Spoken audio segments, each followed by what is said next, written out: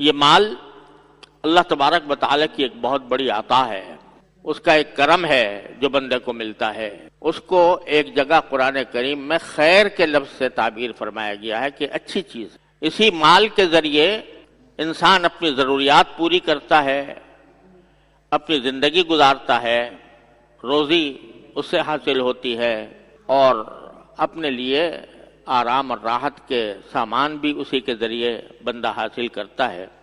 لیکن اللہ تبارک و تعالیٰ نے اس مال کی عطا کے لیے کچھ راستے پیدا کیے ہیں جہاں سے انسان وہ کماتا ہے، کبھی تجارت کر کے، کبھی کاشتکاری کر کے، کبھی ملازمت کر کے، کبھی مزدوری کر کے۔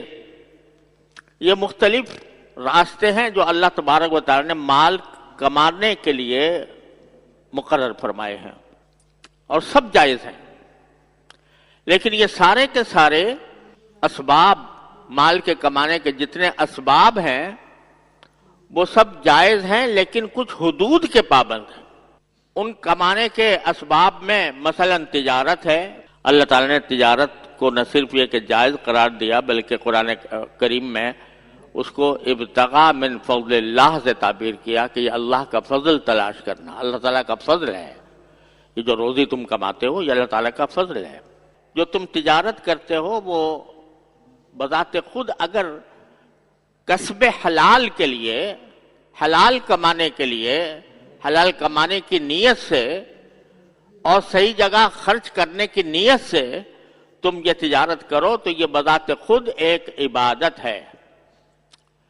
حدیث میں رسول کریم صلی اللہ علیہ وسلم نے ارشاد فرمایا التاجر الامین، التاجر الصدوق الامین مع الانبیاء والشہداء والصالحین یوم القیامہ، او کما قال صلی اللہ علیہ وسلم۔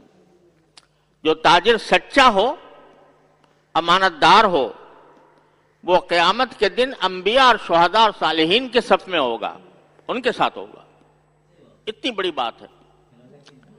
لیکن اس تجارت کے کچھ احکام عطا فرما دیے ہیں کہ یہ کام جائز ہے، یہ کام ناجائز ہے۔